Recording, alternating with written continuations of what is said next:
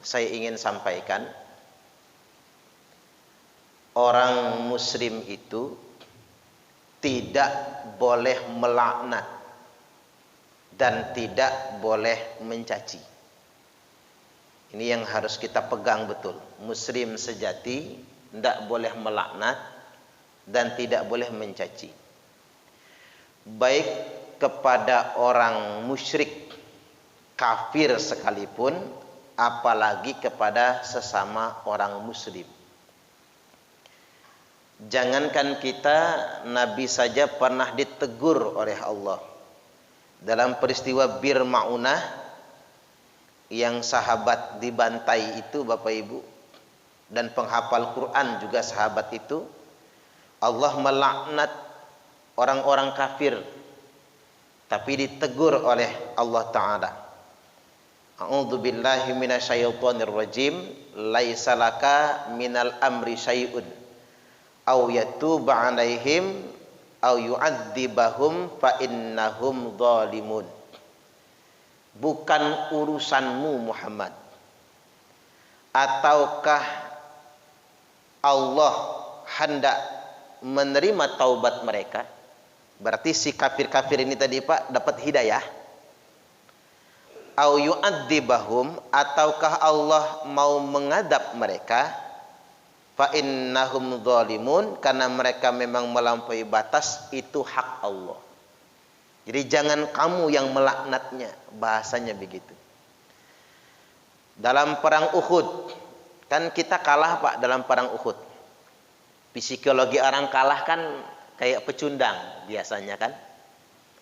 Kalau orang kalah main sepak bola, nyalahin siapa? Wasit biasanya kan. Ah, wasitnya curang, pemain lawan curang gitu. Nah, dalam perang Uhud ada kejadian gigi Nabi pecah. Jadi bahasa lainnya retak mungkin ya. Atau ada juga keterangan tanggal copot, gigi Nabi copot, keterangannya sedemikian rupa. Atau patah, tapi saya ngambilnya retak lah, nggak enak kalau ngelihat Nabi ompong kan nggak enak. Nabi retak, kata Nabi nggak selamat orang yang membuat gigi Nabi mereka retak. Turun lagi firman Allah, laisa laka minal amri syai'un, bukan urusan kamu. Jadi ditegur lagi, Nabi tidak boleh mengatakan celakalah, melaknat walaupun itu jelas musuh itu Pak, jelas kafir Quraisy, tidak boleh. Jadi orang Islam tidak boleh melaknat walaupun dengan orang kafir di medan tempur sekalipun, tidak boleh. Makanya dalam Islam itu oleh Nabi diingatkan, jangan menghina Tuhan agama lain, karena mereka akan menghina Tuhan. Kalau orang awam kan memahami Pak, kalau ngejek agama lain itu berani, hebat dia, Tuhan agama lain aja dicaci makinya, itu mah Islam yang berani. Kesannya kan begitu, padahal salah. Kita tidak boleh menghina Tuhan agama lain, kita tidak boleh menghina ajarannya, tapi sampaikan ajaran agama kita, la ilaha illallah. Makanya yang masuk Islam kemarin saya kasih tahu sama mereka, sebelum dia masuk Islam, ikrar syahadat, saya ingatkan dulu, kalau kalian sudah masuk Islam, kata saya, jadilah muslim yang benar, yang istiqomah, belajar, amalkan Islam, dakwahkan Islam semampu kalian, tapi jangan mencaci agama yang sudah kalian tinggalkan, karena tidak akan mendatangkan hidayah bagi orang-orang lain. Tidak boleh dalam Islam, apalagi mencaci sesama muslim, tidak boleh. Makanya Nabi ingatkan, sibabul muslimi fusukun, mencaci, menghardik, melaknat sesama muslim itu adalah kefasikan. Jangan mengkafirkannya, jangan menuduhnya munafik, jangan menuduhnya bid'ah dan lain sebagainya, karena itu termasuk mencela. Termasuk mohon maaf, enggak boleh ngasih lakop gelar-gelar hewan, enggak boleh. Kucing enggak boleh, padahal orang. Kampret misalnya enggak boleh. Cebong enggak boleh. Kadal gurun, jangan, hati-hati.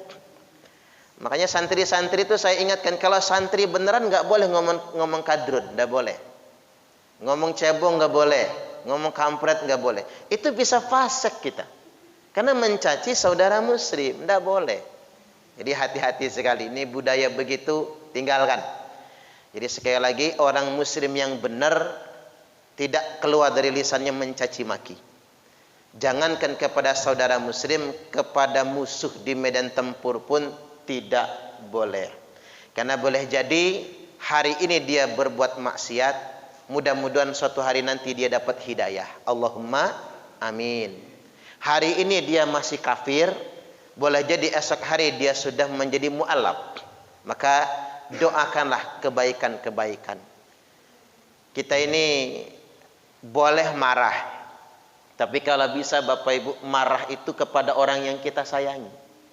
Itu kalau bisa. Nabi nggak pernah marah sama orang kafir, tapi Nabi marah kalau ngelihat sahabat melanggar syariat.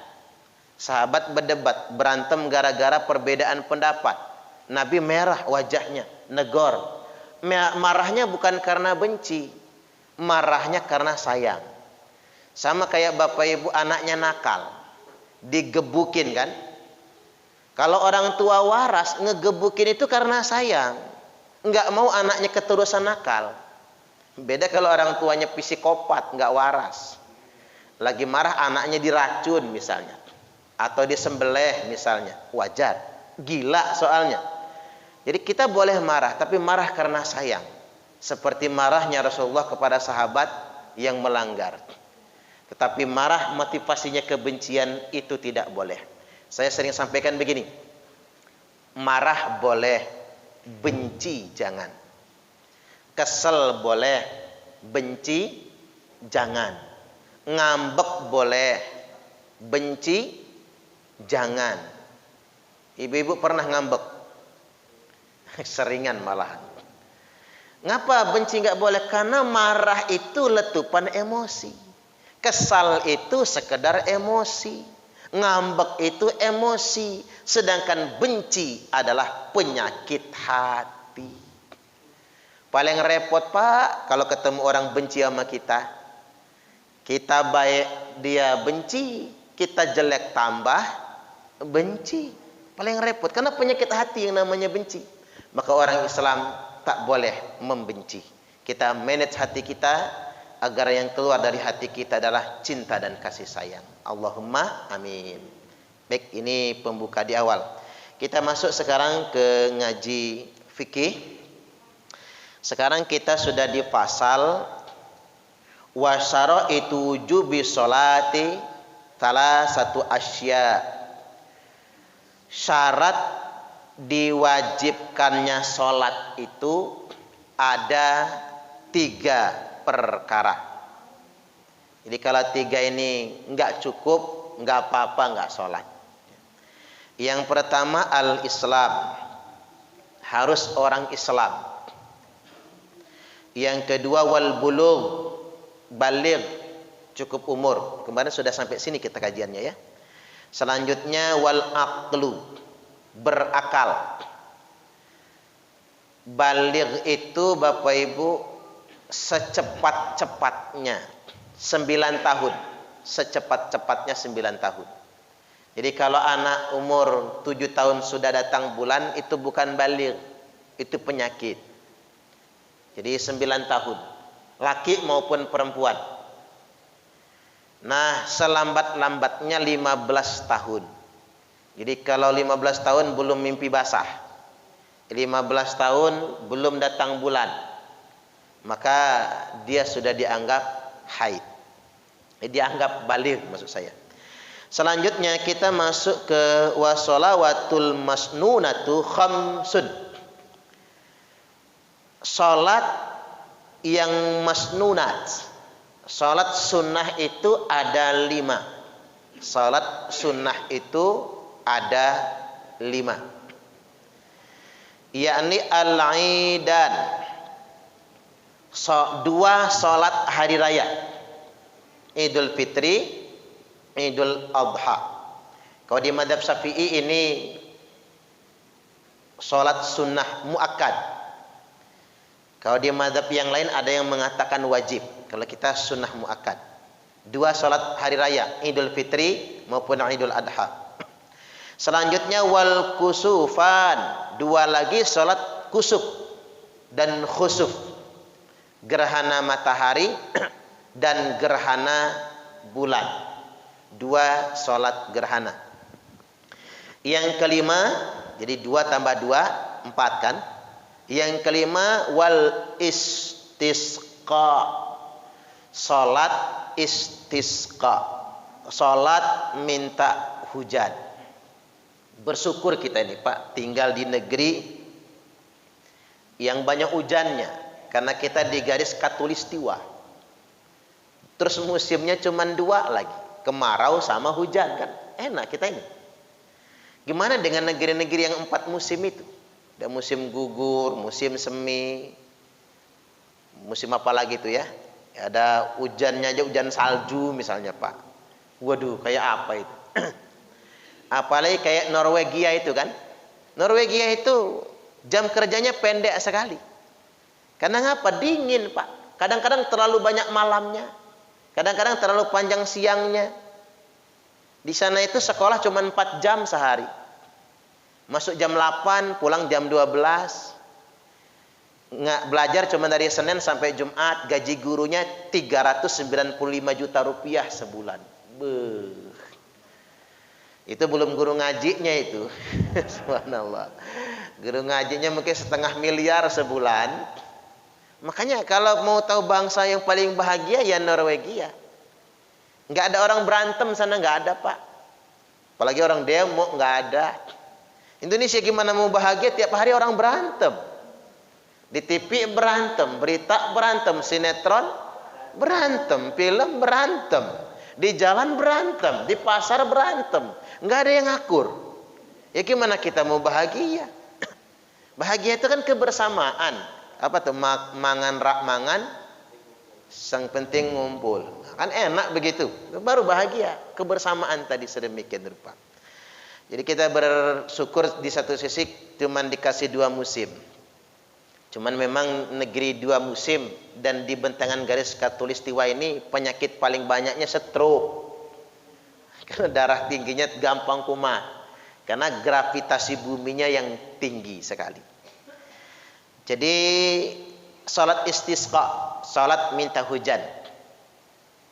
Dulu pernah kejadian kaum Ad.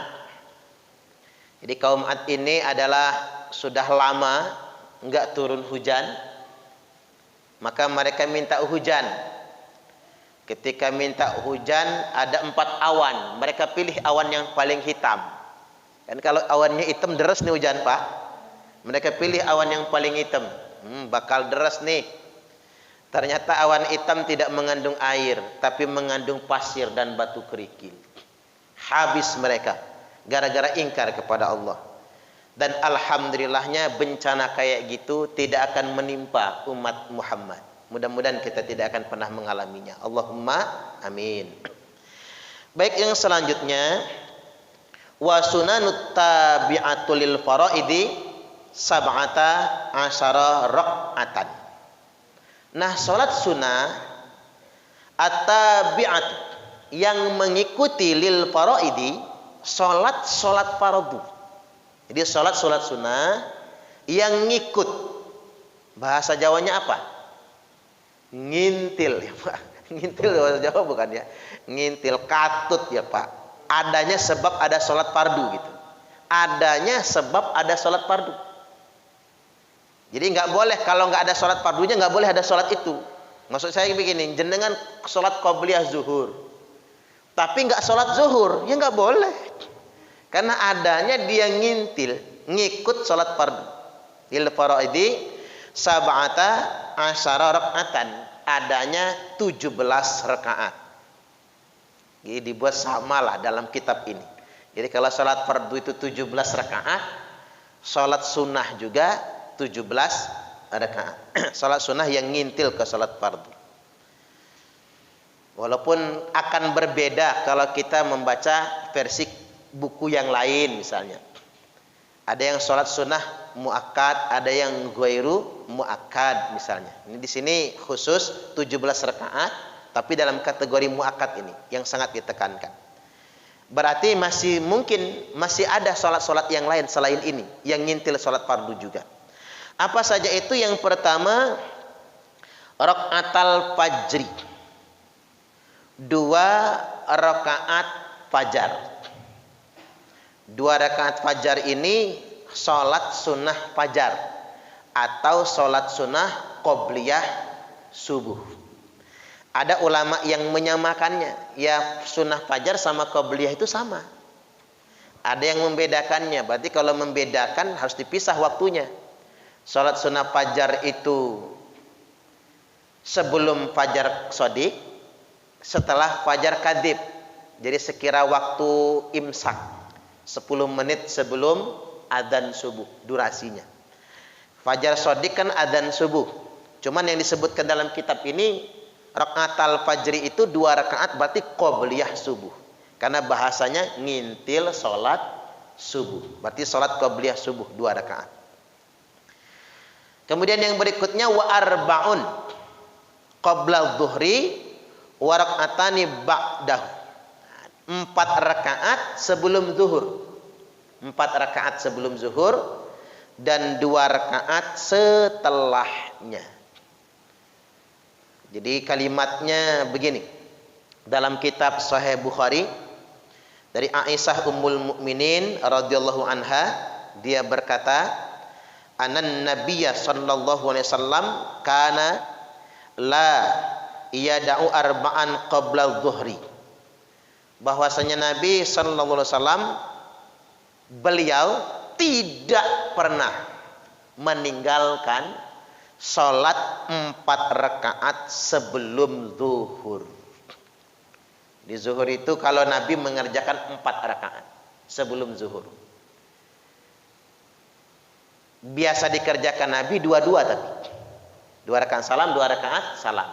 Tapi boleh dikerjakan 4 rakaat 1 salam. 4 rakaat 1 salam boleh dikerjakan. Hadis ini tercantum dalam kitab Sahih Al-Bukhari nomor hadis 1127. Selanjutnya wali Muslim dan diriwayatkan oleh Imam Muslim, kana yusolli fi baiti qabla dhuhri arba'an.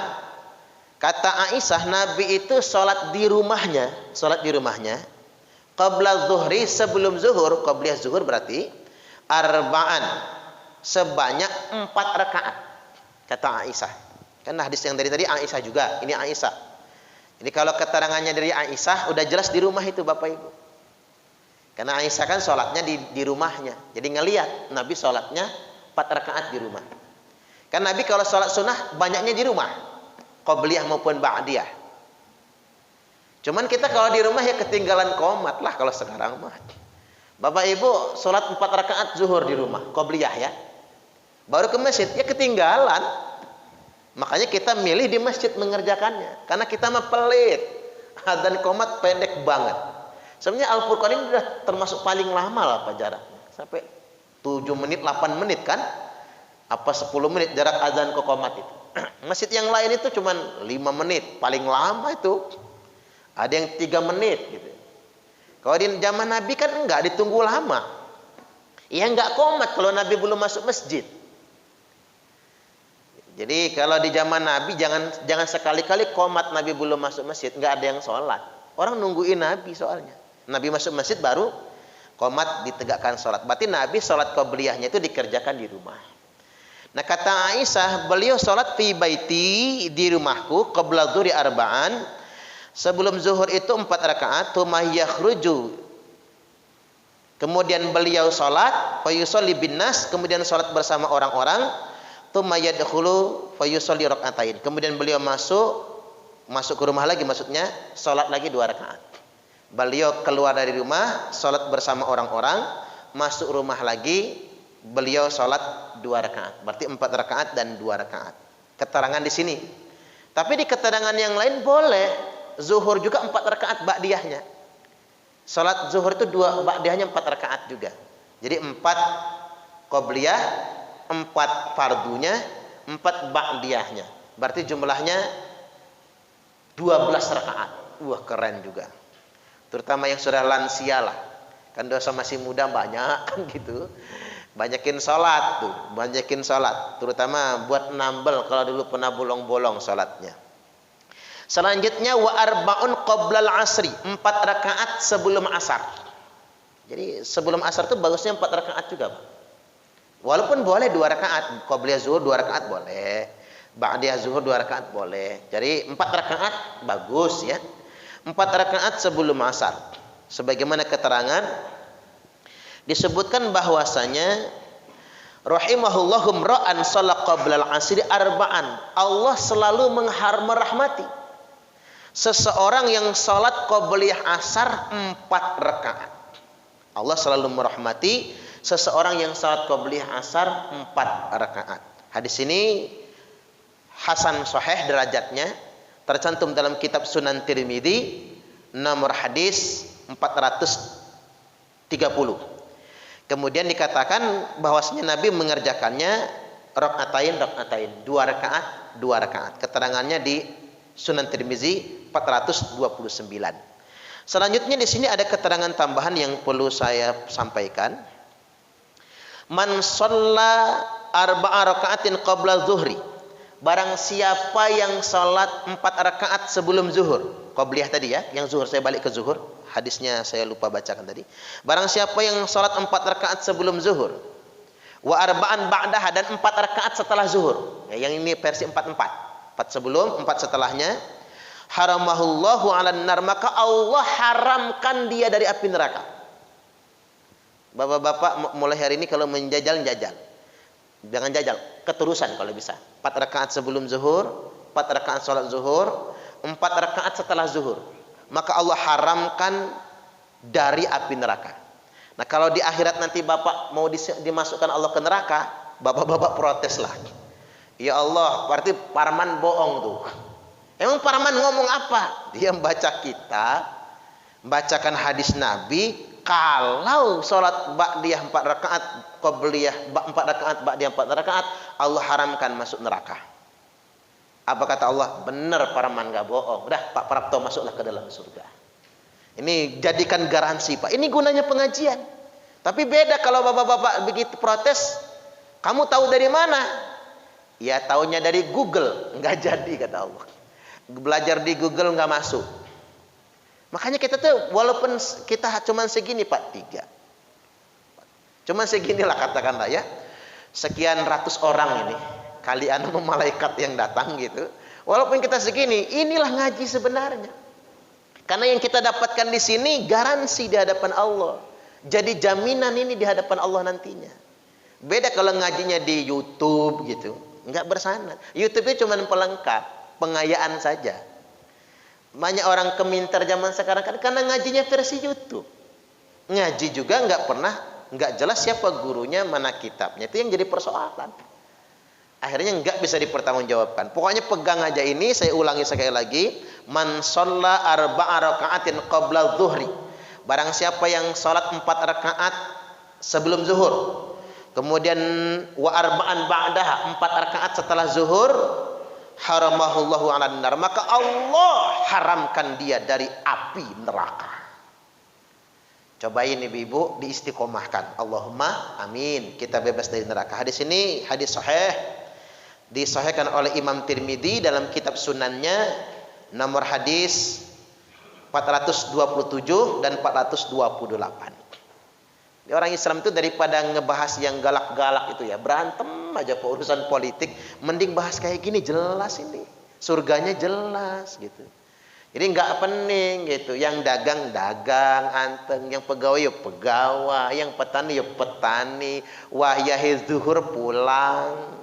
Qabliyah 4 rakaat, zuhur 4 rakaat, ba'diyah 4 rakaat, masuk surga. Allahumma amin. Kan nggak ribet jadi orang Islam itu.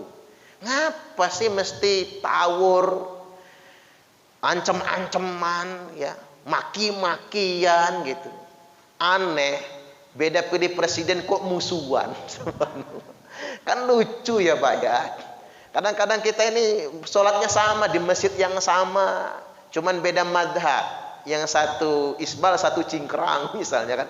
Cuman beda style aja kok ribut gitu ya. Kita tuh kalau kelewatan, kadang-kadang kita tuh menjadi Tuhan bagi orang lain. Nah itu nggak boleh. Padahal ada hal-hal yang sederhana. Nggak mungkin kan Nabi ngebual. Kalau kita nggak percaya sama hadis ini kan berarti kita nggak percaya sama Nabi. Paling Nabi buat nyenengin kita aja. Enggak, Nabi bukan tukang iklan, bukan. Kalau tukang iklan mah iya ngomongnya enggak sesuai dengan kenyataan. Selanjutnya wal jumu'atu kal dhuhri. Nah, ada keterangan salat Jumat itu kayak zuhur. Kalau orang nanya ngapa kita ada salat qabliyah Jumat? Wong salat Jumat seperti zuhur, ada qabliyahnya juga. Kita mengamalkan yang sedemikian rupa ya jelas ada fatwanya di mazhab Syafi'i.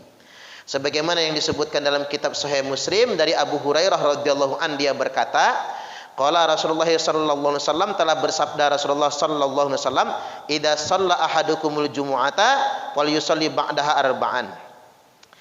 Kata Nabi, sabda beliau, apabila salah seorang di antara kalian mengerjakan salat Jumat, fayusalli ba'dahar arba'an, maka kerjakanlah salat sunnah setelahnya 4 rakaat. Sahih Muslim nomor 881. Nah, ini ada keterangan dari Imam Tirmidzi dari Abdullah bin Mas'ud radhiyallahu an, dia berkata, kana yusalli qablal jumu'ati arba'an wa ba'daha arba'an, bahwasanya Nabi mengerjakan salat qabliyah Jumat 4 rakaat dan ba'diyah Jumat 4 rakaat. Tuh kan punya qabliyah kita. Qabliyah Jumat 4 rakaat, kemudian ba'diyah Jumat juga 4 rakaat. Sunan Tirmidzi nomor 523. Jadi salat qabliyah Jumat itu bisa 2 rakaat, bisa 4 rakaat. Di masjid kita ini adzan 2 kali kan, Ustaz ya? Adzan 2 kali. Jadi kalau kita adzan 2 kali setelah adzan pertama, itu masih boleh sholat qabliyah Jumat 2 sampai 4 rakaat. Jangan 4 lah, orang gelisah. 2 rakaat. Jadi sholat qabliyah Jumat itu bedanya sama qabliyah zuhur. Kalau qabliyah Jumat itu sejak kita masuk masjid, walaupun setengah 12, sudah boleh mengerjakan sholat qabliyah. Memperbanyaknya. Ma quddirolahu, semampu dia, kata Nabi. Jadi qabliyah Jumat itu bisa 20 rakaat, bisa. Semampu kita memperbanyak sholat. Begitu azan pertama, setelah azan pertama masih ada qabliyah Jumat. Begitu khatib naik mimbar, baru tidak ada lagi salat qabliyah Jumat. Karena Jumat sudah dimulai. Karena 2 khutbah itu sama dengan seperti salat 2 rakaat zuhur. Jadi 2 khutbah tambah dengan 2 Jumat, jadi 4 seperti salat zuhur. Jadi qabliyah Jumat tidak bid'ah. Adzan 2 kali enggak bid'ah, Bapak Ibu. Di Mekah itu ya adzan 2 kali. Lama adzan pertama ke adzan kedua 15 menit. Kalau kita kan 5 menit tadi kan. Di Mekah itu 15 menit adzan pertama ke adzan yang kedua itu. Apalagi puncak haji. Puncak haji itu sekitar tanggal berapa? Mulai kira-kira tanggal 1 Dzulhijjah. Orang sudah numpuk ke Mekah semua. Yang dari Madinah udah dikosong, Pak. Udah berangkat ke Mekah tumplek tuh. 2 juta, 3 juta jamaah di Mekah. Itu adzannya 3 kali. Jam 11 adzan. Masuk waktu Jumat adzan, khatib naik mimbar adzan, 3 kali adzan di Mekah itu. Jadi adzan, habis adzan pertama, kalau adzan 2 kali itu, ya orang sholat qabliyah Jumat, sholat semua, nggak ada yang membid'ahkan di sana. Ya repot juga kalau adzan sekali, model zuhur kayak kemarin, Pak. Yang kemarin-kemarin kan jam 11 kurang, jam 12 kurang seperempat udah zuhur. Itu kalau khatib langsung naik mimbar, khatib selesai khutbah, jamaah baru pada datang tuh. Repot kita kalau adzan sekali. Apalagi yang khutbah saya. Kalau saya khutbah kan tak rekam, 7 menit selesai. Bayang kalau adzan sekali, jam 12 kurang seperempat sudah mulai sholat, khutbah, jam 12 kurang selesai Jumatan. Jamaah baru nongol, Pak. Oh, udah nggak kebagian Jumatan itu. Allahu Akbar. Jadi sekali lagi itulah hikmahnya adzan 2 kali. Adzan 2 kali itu ijma' loh, kesepakatan. Jadi makanya kalau ada seorang yang mengatakan bid'ah itu sekolah di mana kok ngomong bid'ah? Alangkah banyak orang masuk neraka kalau bid'ah. Sahabat masuk neraka semua dong. Utsman, Ali masuk neraka semua. Abu Hurairah, Abdullah bin Mas'ud, Imam Syafi'i, Imam Hambali, Imam Malik, Imam Hanafi masuk neraka semua. Alangkah sepi surga ya. Gara-gara adzan 2 kali kok bisa masuk neraka. Allahu Akbar. Jadi sunnah adzan 2 kali itu. Sekali lagi saya ingin sampaikan, Jumat juga ada qobliyahnya.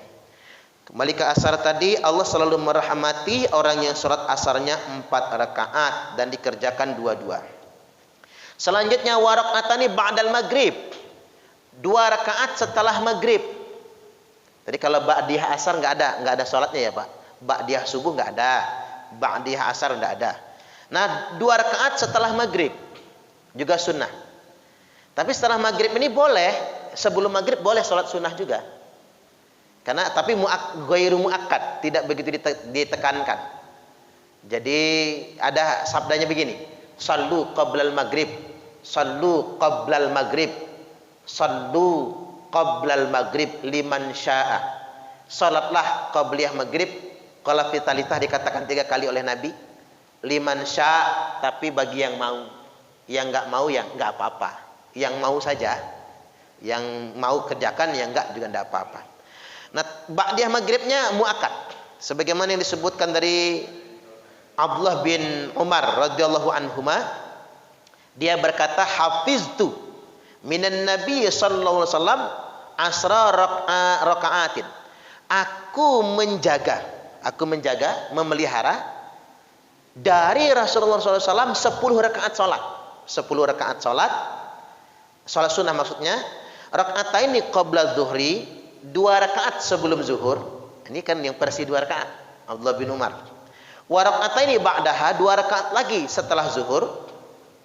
Wa raka'ataini ba'dal maghrib fi baitihi, 2 rakaat setelah maghrib di rumah.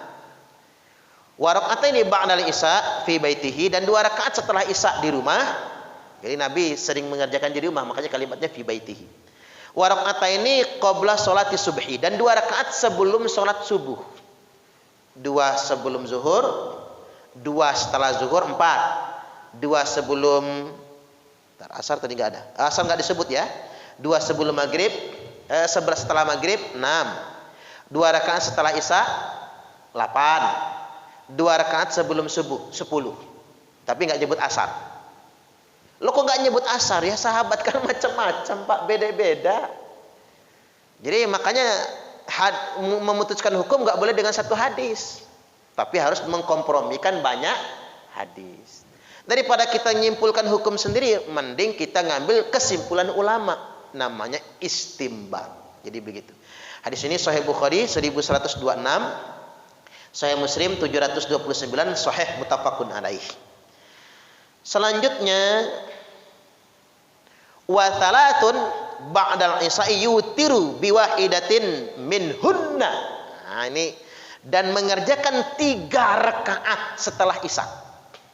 3 rakaat setelah isya. Yutiru biwahidatin minhunna, dengan mewitirkan 1 rakaat dari yang 3 itu. Jadi ulama itu versinya macam-macam. Ada yang mengatakan ba'diyah isya tersendiri 2 rakaat, jelas hadisnya sahih kan? 2 rakaat setelah isya.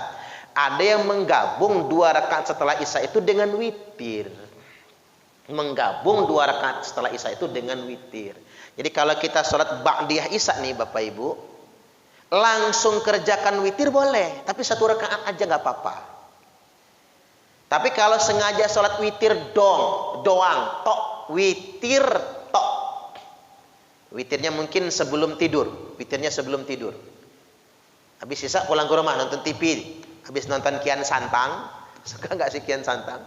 Kalau saya nggak suka, belum anak-anak soalnya. Habis nonton Kian Santang, Pak, ngantuk tuh, pengen witir. Nggak boleh 1 rakaat doang. Harus dibikin 3 rakaat minimal begitu. Tapi kalau ba'diyah isya, 2 rakaat isya, lalu kerjakan 1 rakaat lagi, itu boleh, cuma 1 rakaat witir saja. Itu maksudnya ya. Terkait dengan witir ini, saya perlu jelaskan begini. Al-witru rakaatun min akhiril lail. Witir itu adalah 1 rakaat di akhir malam. Witir itu adalah 1 rakaat di akhir malam. Jadi sebagusnya witir itu dikerjakan di akhir malam. Sebagusnya. Walaupun boleh di awal malam. Tapi kalimatnya itu Pak, rakaatun, 1 rakaat. Makanya kalau mengerjakan witir itu kan komposisinya 1 rakaat nih. 1, 3, ya, 5, 7 ganjil. Mengerjakannya jangan 3 langsung 3 1 salam. Bukan 5 langsung 1 salam.